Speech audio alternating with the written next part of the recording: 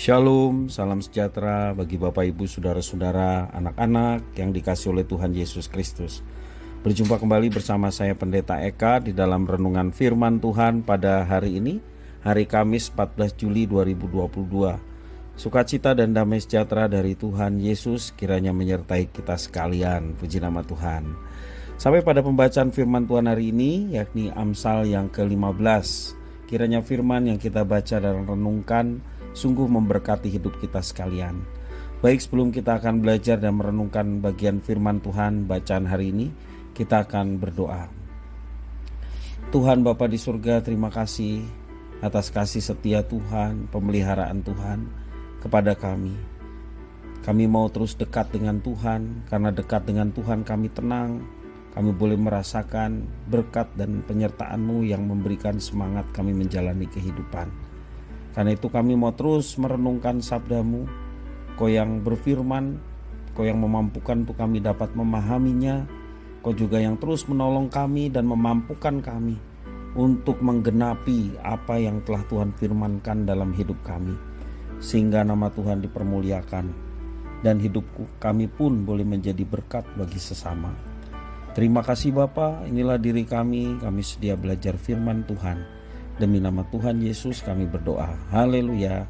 Amin.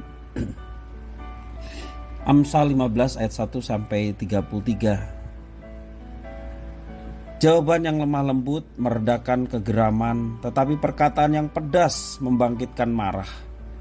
Lidah orang bijak mengeluarkan pengetahuan, tetapi mulut orang bebal mencurahkan kebodohan. Mata Tuhan ada di segala tempat, mengawasi orang jahat dan orang baik.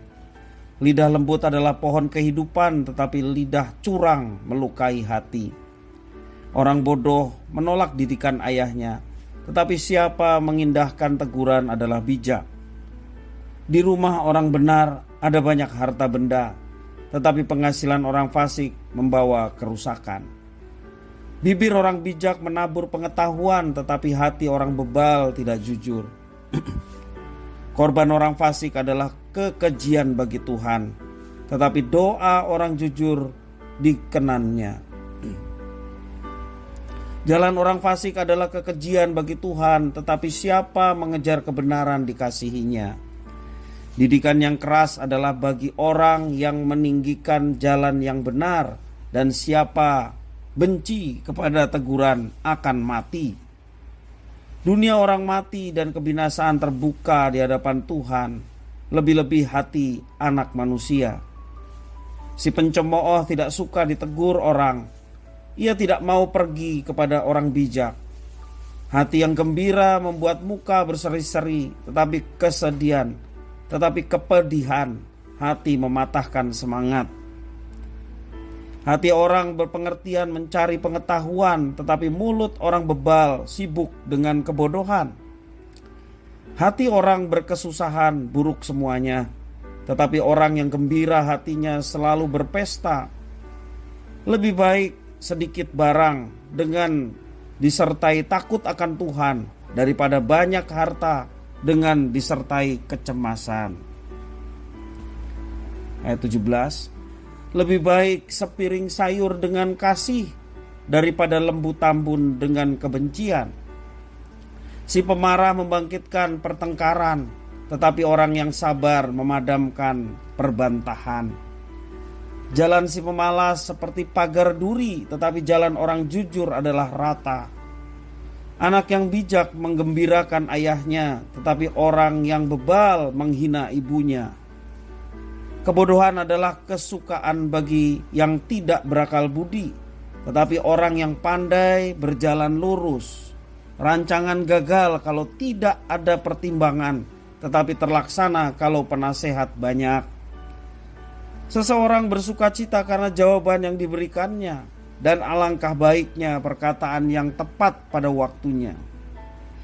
Jalan kehidupan orang berakal budi menuju ke atas, supaya ia menjauhi dunia orang mati di bawah. Rumah orang congkak dirombak Tuhan, tetapi batas tanah seorang janda dijadikannya tetap. Rancangan orang jahat adalah kekejian bagi Tuhan, tetapi perkataan yang ramah itu suci. Siapa loba akan keuntungan gelap, mengacaukan rumah tangganya, tetapi siapa membenci suap akan hidup. Hati orang benar menimbang-nimbang jawabannya, tetapi mulut orang fasik mencurahkan hal-hal yang jahat. Tuhan itu jauh daripada orang fasik, tetapi doa orang benar didengarnya. Mata yang bersinar-sinar menyukakan hati, dan kabar yang baik menyegarkan tulang. Orang yang mengarahkan telinga kepada teguran, yang membawa kepada kehidupan, akan tinggal di tengah-tengah orang bijak. Siapa mengabaikan didikan membuang dirinya sendiri, tetapi siapa mendengarkan teguran memperoleh akal budi. Takut akan Tuhan adalah didikan yang mendatangkan hikmat, dan kerendahan hati mendahului kehormatan. Bapak, Ibu, saudara-saudara yang dikasihi oleh Tuhan, ada seorang perempuan berkulit putih mengajak anaknya menaiki sebuah taksi yang dikemudikan oleh pria berkulit hitam. Anak itu baru pertama kali melihat orang yang berkulit hitam, sehingga ia ketakutan ketika melihat supir taksi yang berkulit hitam. Anak itu bertanya, "Bu, apakah orang ini penjahat? Apakah yang dilakukannya sehingga kulitnya begitu hitam?" Tanya si anak itu. Supir terdiam sedih. Ibu itu menjelaskan, Bukan nak, ia orang yang baik. Kamu ingat ketika kita bermain di kebun bunga? Ingat biji-biji bunga yang kita lihat itu? Banyak yang berwarna hitam, tetapi bunga yang memenuhi taman itu berwarna-warni. Anak itu mengangguk-angguk, kini ia tersenyum dan tidak takut lagi pada supir taksi itu. Menurut Amsal yang kita baca, hati orang benar menimbang-nimbang jawabannya, tetapi mulut orang fasik mencurahkan hal-hal yang jahat. Itu di dalam ayat yang ke-28. Dalam ayat 2 sampai yang keempat juga mengatakan, lidah orang bijak mengeluarkan pengetahuan, tetapi lidah curang melukai hati. Bapak, Ibu, saudara-saudara, demikian juga pemazmur memiliki satu tekad untuk menjaga diri supaya jangan berdosa dengan lidahnya, hendak menahan mulutnya dengan kekang. Itu dalam Mazmur 39 ayat yang kedua, sejalan dengan Amsal pasal yang ke-14 yang kita baca, pasal 15 yang kita baca hari ini.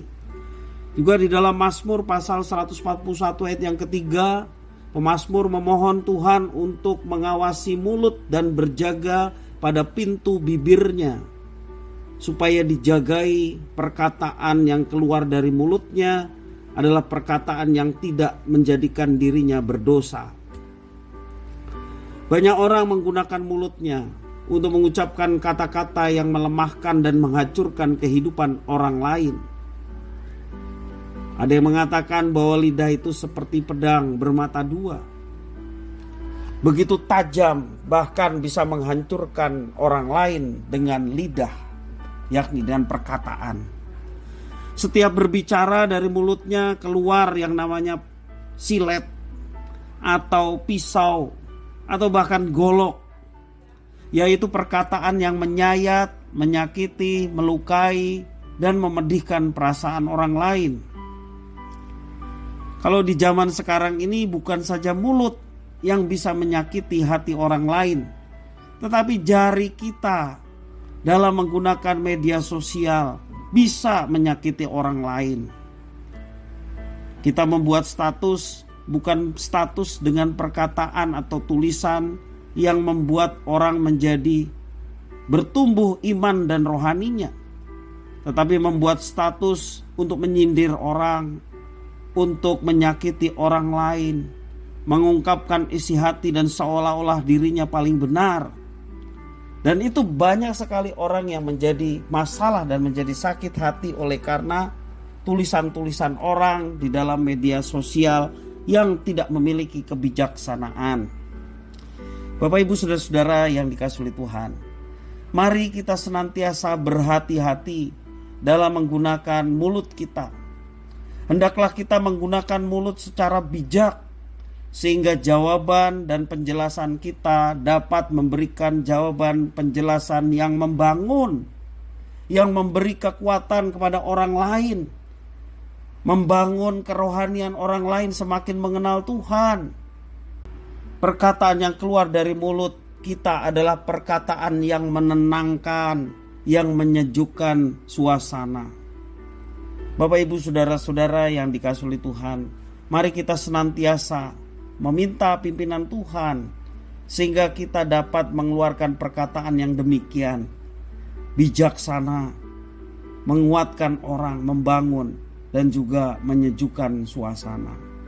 Mulut yang dikendalikan oleh Tuhan pasti mengeluarkan perkataan yang memberkati orang lain. Kiranya firman Tuhan memberkati kita. Kita berdoa.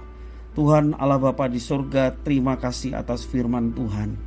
Kau menjagai mulut kami, Kau menjagai jari kami, karena dikendalikan oleh hati dan pikiran yang takut akan Tuhan. Sehingga yang keluar dari mulut kami, sehingga yang kami tulis di dalam media sosial adalah sesuatu yang baik, sesuatu yang membangun, yang memberikan kekuatan bagi orang lain, khususnya mereka yang lemah, menenangkan dan menyejukkan suasana, bukan justru sebaliknya memprovokasi, menyakiti hati orang. Tuhan, tolonglah kami supaya kami dapat mengendalikan diri, baik menggunakan mulut kami maupun juga bermedia sosial, sehingga hidup kami boleh memancarkan terang dan menjadi berkat bagi sesama. Terima kasih ya Tuhan atas firman-Mu. Mampukan kami untuk kami dapat menerapkannya. Demi nama Tuhan Yesus Kristus kami sudah berdoa. Haleluya.